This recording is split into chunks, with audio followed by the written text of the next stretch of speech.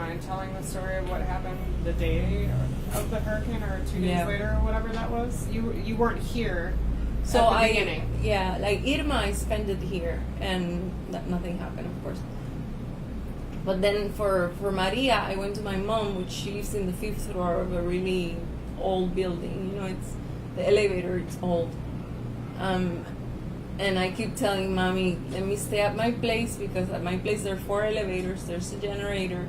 If the electricity is gone for who knows how long, I'm going to be stuck here. But no, she didn't want to hear it, and I'm like, okay, so I'll go to your place. And there's barely any ventilation there. It was extremely hot the next day, you know, and it was the first time that I was exposed to so much heat without being able to cool down. Because if I'm exposed to the heat in the beach, I get in the water, but I was not able to cool it down. There's no water, there's no cold water.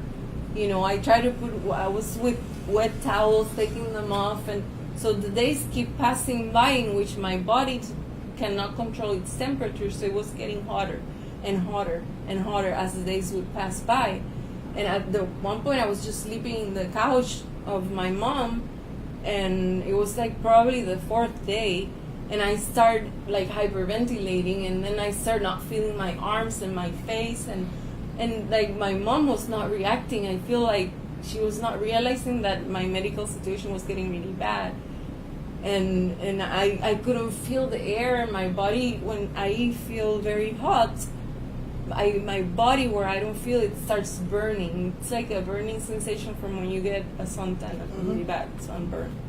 So that hurt a lot. That was one thing that was so painful, so painful. I had no fan, nothing to cool down, just ice that they would bring me, but it would melt immediately. There was no way to. So then one time the 911 came, and they said, you know, you better stay here and not go to the hospital. We can't put the wheelchair downstairs. And I'm like, oh my God. So the next day that's when I had the panic, and I couldn't find air, and then my arms started to numb, and I talked to my mom, and I'm like, go get the fire people, and they can probably take the wheelchair down. And basically the fireman came, and they looked at me in the eyes. I'm never going to forget the way he looked at me and said, I'm going to get your wheelchair down. And I was like numbed everywhere. My arms were up here because I didn't know where they were or where to put them or how to move them.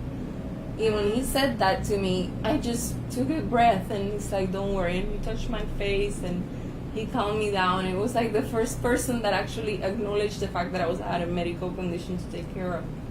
Because Mommy was kind of like distracted. Well, she was probably traumatized. Yeah, and she was disoriented. She probably didn't know how to help either. It's overwhelming. So, yeah. She can't lift you. No. I've lifted you. Yeah. You're a grown woman. You're a year older than me. I'm 40. Yeah. That was really hard. Yeah. So that I learned that my body, if it gets hot, I need to cool it down immediately and not spend days. But what can we do? So they took me down, they took the wheelchair down, and I was able to come here. They had to take you down, though, because they can't They fit took me in down. that stairwell. They took me down on a saban and a sheet, like a hammock. They put me on the sheet, and they put me downstairs, and then they put Por la escalera to the stairs. Because and they carried this, and they carried this, which weighs how much? Like 200 pounds. Yeah. So when when you called me day 5, I'm panicked because I'm like, she's like, oh, everything's fine, Stephanie, everything's fine. Mommy. You know, no, you. Yeah. You're the first person I talked to after the hurricane. I'm about freaking my mind out. I think it was like day 7 or 8, actually, might have been when I talked to you. The first person in my family that I talked to. And then I'm like, well, do you have food and water? The phone is cutting in and out. I can't hear anything from you. I'm trying to pretend like, how am I going to tell my mom this story that Cristina just told me? Holy shit. Then she says, no, I've got food, I've got water. You know, my neighbor, this is what you said to me. I don't know if you even know this. You're like, yeah, so like my neighbors next door, it's great. They're taking care of me because, you know, it's okay. I had like half a cup of soup this morning, and then I had like a salchicha, like a little sausage, and then they brought me a little bread. And you know what? We're resolving. We're doing fine. Which in the mindset of somebody who is in that trauma, I'm sure you're like, this is great. I'm doing great. I've got neighbors who are helping. In my mind, I'm like, she has no food and water. I see. And so I asked you that, and the phone dropped. Oh, really? And you didn't call me back, and I couldn't get a hold of you. Yeah, no.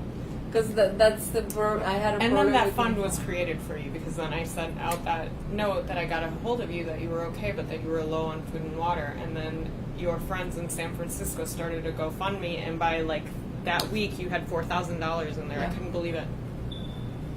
They raised $6,200 for supplies that they send me, solar power and that thing. My friend came to bring it because it was taking too long to get here. No, everything. Yeah. That's the thing. Everybody that had people in the States by day 5 were sending stuff, but it didn't get here until day 35.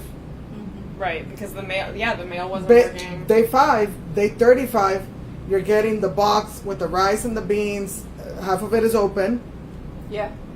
Half of it has water damage for some reason. I don't even know what happened. Yeah. Some boxes come empty, right? Yeah, 2 boxes I've received empty. But other ones you're getting. So it's like a hit The or ones miss. that I'm getting through UPS, because they ordered through Amazon or something, they get here. But the ones I pick up at the post office, 2 of them are open.